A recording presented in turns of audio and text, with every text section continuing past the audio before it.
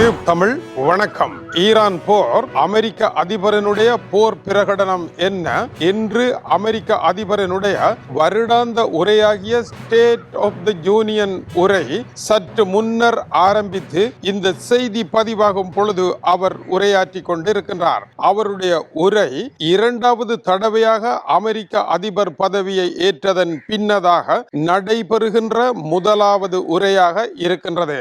இந்த உரையில் அவரை நோக்கி இருக்கின்ற சவால்கள் என்ன, அதை எப்படி வெற்றி கொள்ள போகின்றார், தன்னை நோக்கி வருகின்ற சவால்களை எல்லாம் பார்க்காமலே விட்டு தான் நினைத்ததை மட்டும் பேசி வெற்றியாகவும் பொற்காலமாகவும் இருக்கின்றது என்று சுய புராணம் பாடுவது டொனால்ட் ட்ரம்பினுடைய சமீபத்திய பேச்சுக்களாக இருக்கின்றன. இந்த பேச்சிலும் அவர் அதைத்தான் செய்வார் என்றாலும் உண்மை என்பது அப்படி அல்ல.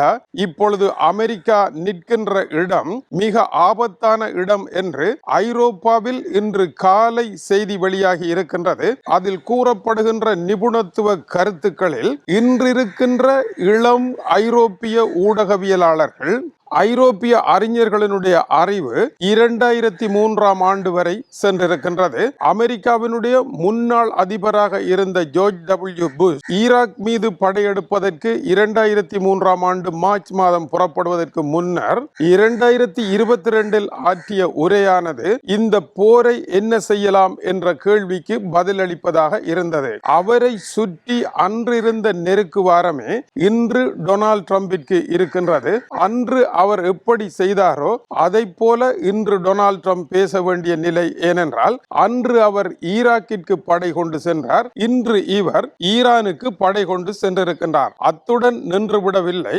அன்று ஜார்ஜ் டபிள்யூ புஷ் ஈராக்கிற்கு மட்டுமல்ல, ஆப்கானிஸ்தான் உட்பட ஆப்பிரிக்கா நாடுகள் வரை பல இடங்களில் போரை விரிவாக்கம் செய்திருந்தார். இதனால் எந்த போரில் அமெரிக்கா வெற்றி பெற்றது என்று நிலையான ஒரு வெற்றியை கொடுக்காவிட்டாலும் கூட ஜார்ஜ் டபிள்யூ புஷ் போர் முடிந்து விட்டது, வெற்றி நமக்கே என்று பிரகடனம் செய்த பொழுது IS அமைப்பு ஈராக்கிற்குள் வேகமாக முன்னேறி கொண்டிருந்தது. இதுதான் அவருடைய காலத்தில் நடைபெற்றது. இப்பொழுது டொனால்ட் ட்ரம்ப் என்ன செய்ய போகின்றார் என்பது இவர்களுடைய கேள்வியாகும். இந்த கேள்வியிலே அவர்கள் முக்கியமாக வைத்திருந்த விடயங்கள், டொனால்ட் ட்ரம்பினுடைய மனைவி மெலனியா ட்ரம்ப் அலங்கார ஆடைகளுடன் அங்கே வந்திருக்கின்றார். டொனால்ட் ட்ரம்பினுடைய கையாட்கள் அலங்கார ஆடைகளுடன் ஆகாயத்திலிருந்து மந்திர வித்தை நடக்க போவது போல அங்கே வந்து குந்தி இருக்கின்றார்கள். அதற்குள் டொனால்ட் ட்ரம்பிற்கு எதிராக ஆர்ப்பாட்டம் செய்த டெமோக்ராட் கட்சியைச் சேர்ந்த உறுப்பினர் ஒருவர் சபையிலிருந்து தூக்கி வீசப்பட்டிருக்கின்றார். இவ்வளவும் நடைபெற்று கொண்டு இருக்க டொனால்ட் ட்ரம்பினுடைய போர் அல்லாத வைத்தியத்துறை கப்பல் என்று கூறப்படுகின்ற கப்பல் கிரீன்லாந்து செல்வதற்காக அமெரிக்க துறைமுகத்தில் இருந்து புறப்பட்டிருக்கின்றது. இது ஒரு மர்ம பயணமாக இருக்கின்றது.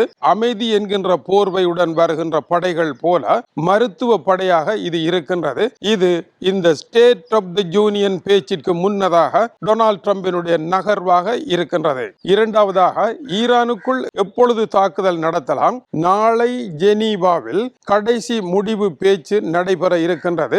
அதற்கு முன்னர் முடிவெடுத்தாக வேண்டும். எனவே இன்று ஸ்டேட் ஆஃப் தி யூனியன் பேச்சில் ஈரானுக்கு எதிரான போரில் அவர் என்ன செய்ய போகின்றார் என்பதை அவர் சொல்லியாக வேண்டிய தேவை இருக்கின்றது.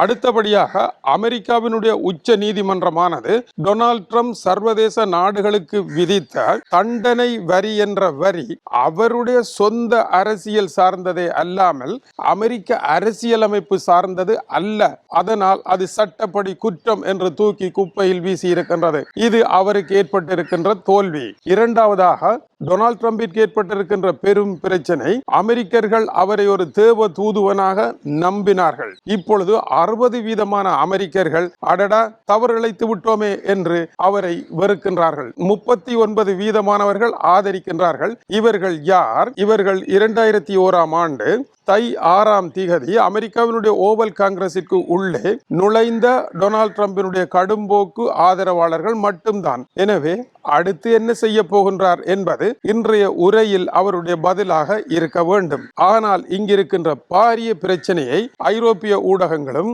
ஐரோப்பிய ராஜதந்திரிகளும் பார்க்கவில்லை.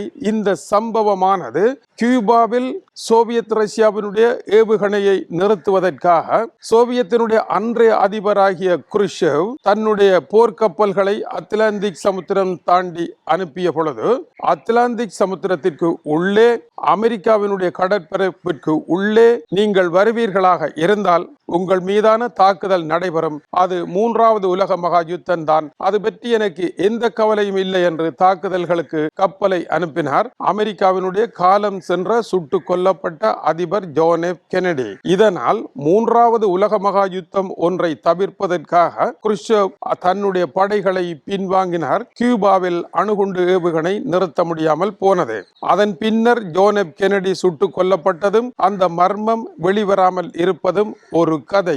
ஆனால் இதில் இருக்கின்ற சிக்கல் என்னவென்றால், எப்படி குருஷேவ் அன்று பின்வாங்கினாரோ அவருடைய அதிகாரம் அத்துடன் முடிந்தது. அதன் பின்னர் சோவியத் ரஷ்யா அந்த ஒரு சம்பவத்தினாலேயே பலம் குன்றிய நாடுதானா என்ற சிந்தனையை ஏற்படுத்தி மெல்ல மெல்ல அந்த அதிர்வலைகள் சோவியத்தை உடைத்து 90இல் சுக்கு நூறாக உடைத்து ஜெர்மன் சுவரையும் உடைத்து தகர்த்து ரஷ்யாவாக மாறியது சோவியத். இது ஒரு படையை முன்னகர்த்தி சென்றுவிட்டு பின்னகர்த்துவோமாக இருந்தால் அதன் பின்னர் ஏற்படுகின்ற உடைவாக அமையும். இந்த நிலைதான் இப்பொழுது ஈரானில் ஏற்பட்டிருக்கின்றது டொனால்ட் ட்ரம்பிற்கு. அன்று சோவியத்தினுடைய குருஷேவ் எப்படி படைகளை கொண்டு சென்றாரோ பின்னர் திரும்பி வந்தாரோ அது போன்ற ஒரு நிலைதான் இப்பொழுது இருக்கின்றது. திரும்பினால் அமெரிக்கா அன்றைய சோவியத் போல குருஷேவ் நிலைக்கு தள்ளப்படும். இதை மேற்கு நாடுகள் வசதி கருதி பார்க்காமலே கண்களை மூடிக்கொண்டு கதைகளை பேசுகின்றார்கள். ஆனால் இன்றைய இளம் ஊடகவியலாளர்கள் அறிய வேண்டியது, ஐயா, இந்த வரலாறு நீங்கள் நினைக்கின்ற இடத்தில் இல்லை, இது வெகு தொலைவில் இருக்கின்றது என்பதுதான். அதை அவர்கள் புரிந்து கொள்ளப் போகின்றார்களா தெரியவில்லை. இது காலை நேர அதிர்வலைகள். எனவே இப்போது நடைபெறும் ஸ்டேட் ஆஃப் த யூனியன் பேச்சை உலகம் முழுவதும் இன்று கேட்டுக்கொண்டிருக்கின்றது. டொனால்ட் ட்ரம்ப் அடுத்து என்ன செய்ய போகின்றார் என்பதை. ஆனால் தேர்தல் வந்த பொழுது MAGA என்ற தன்னுடைய அணியினருக்கு தான் போர்களை நடத்த மாட்டேன், போர்களுக்கான வீணான செலவு ஏற்படும், அமைதியை தேடி நோபல் பரிசு பெறுவேன் என்று கூறியவர் இன்று அதை பெற முடியாத சூழ்நிலையில் இருக்கின்றார். டொனால்ட் ட்ரம்ப் போரை நடத்த வேண்டிய சூழ்நிலைக்கு மத்திய கிழக்கு போருக்குள் சிக்கப்பட்டு கிடக்கின்றார். தன்னுடைய சக நட்பு நாடான டென்மார்க்கிற்கு எதிராக இன்று மருத்துவ கப்பல் ஒன்றை அனுப்பி இருக்கின்றார் கிரீன்லாந்து நோக்கி. எனவேதான் டொனால்ட் ட்ரம்ப் இந்த விவகாரங்களை விட்டு உள்நாட்டில் சாதாரண அமெரிக்க குடிமக்கள் பொருளாதாரத்தில் பெரும் நெருக்கடியில் இருக்கின்றார்கள், அது பற்றி அமெரிக்க அதிபர் பேச வேண்டும், கிரிமினல் குற்றவாளிகளை பற்றி பேச வேண்டும், அதுபோல குடியேற்றவாதிகளை தடுப்பதை பேச வேண்டும். இவைகள் வெற்றி பெறக்கூடிய போர்க்களங்களாக இருக்கின்றன. ஆனால் அமெரிக்க அதிபரினுடைய ICE குடியேற்றவாதிகளை தடுப்பேன் என்று வந்து அமெரிக்கர்களை சுட்டு தள்ளி டொனால்ட் ட்ரம்பிற்கு பாரிய அபகீர்த்தியை ஏற்படுத்தி இருக்கின்றது. இது பெரிய தோல்வியாக இருக்கின்றது. அமெரிக்க அதிபருக்கு உள்நாட்டிலிருந்து வெளிநாடு வரை சகல இடங்களும் வீழ்ச்சியாக இருந்தாலும் அமெரிக்காவினுடைய வெள்ளை மாளிகை பேச்சாளர் கரோலைன் லெவிட் சற்று முன்னர் கூறுகின்ற பொழுது டொனால்ட் ட்ரம்பினுடைய காலத்தில் அமெரிக்கா உறுதியாக இருக்கின்றது, அமெரிக்கா பொருளாதார பலமுடையதாக இருக்கின்றது என்று கூறியிருக்கின்றார். ஆனால் கள நிலவரம் தான் என்ன? ஒரு காலமும் படைகளை கொண்டு செல்லக்கூடாது, வெற்றி இல்லாமல் அது கரும்பு கொள்கையாக அமையும். கரும்பை இயந்திரத்தில் விடுவீர்களாக இருந்தால் பின்னர் அந்த கரும்பினால் திரும்பி வர முடியாது, முழு சாற்றையும் இழந்து சக்கைதான் வெளியே விடும். ஆப்கானிஸ்தானில் சோவியத் ரஷ்யா கரும்பு போல உள்ளே சென்று சக்கையாக வெளியே வந்ததும், அதுபோல நான் போகின்றேன் பார் என்று அமெரிக்கா சென்று சக்கையாக வெளியே வந்ததும் போல இப்பொழுது ஈரானுக்குள் வந்து நிற்கின்றார்கள். எப்பொழுதுமே அரசியலில் கரும்பாக இருக்கக்கூடாது, இரும்பாக இருக்க வேண்டும், இயந்திரமாக. அப்பொழுதுதான் சாறு புளியும் வேலையை பார்க்கலாம். இதுவரை காலமும் சாறு புளிந்த அமெரிக்கா இப்பொழுது கரும்பாக மாறி இருக்கின்றது டொனால்ட் ட்ரம்பினுடைய காலத்தில் என்பதை கண்டுபிடிப்பதற்கு டொனால்ட் ட்ரம்ப் அண்ட் கம்பெனியும் அவருடைய ராஜதந்திர நிபுணர்களினாலும் முடியுமா என்றால் முடியும் என்பதற்கான எந்த தடயங்களும் இல்லை. கரும்பு இயந்திரத்தில் தலை வைத்து விட்டது. அடுத்து என்ன? இதுதான் ஸ்டேட் ஆஃப் த யூனியன் பேச்சிலுடைய அடுத்த கேள்வியாக இருக்கின்றது. பேச்சுக்கள் முடிந்த பின்னர் என்னதான் பேச பேசியிருக்கின்றார் என்பதை பார்க்கலாம். இது டியூப் தமிழனுடைய உலக செய்திகளுக்காக அமெரிக்க அதிபருடைய ஸ்டேட் ஆஃப் த யூனியன் உரை இன்று காலையில் நடைபெறுகின்றது. இலங்கையினுடைய நேரம் ஏறத்தாழ காலை 8 மணி அளவில் ஆரம்பித்திருக்கின்றது. இந்த பேச்சுக்கள் தொடர்பான விவரங்களை அறிய காத்திருங்கள். ஈரான் போருக்கு அவர் என்ன சொன்னார் என்பதையும் அங்கு காணலாம். இது டியூப் தமிழனுடைய உலக செய்திகளுக்காக இலங்கை வடபுலம் யாழ்ப்பாணத்தில் இருந்து கீசே துறை. வணக்கம் உறவுகளே.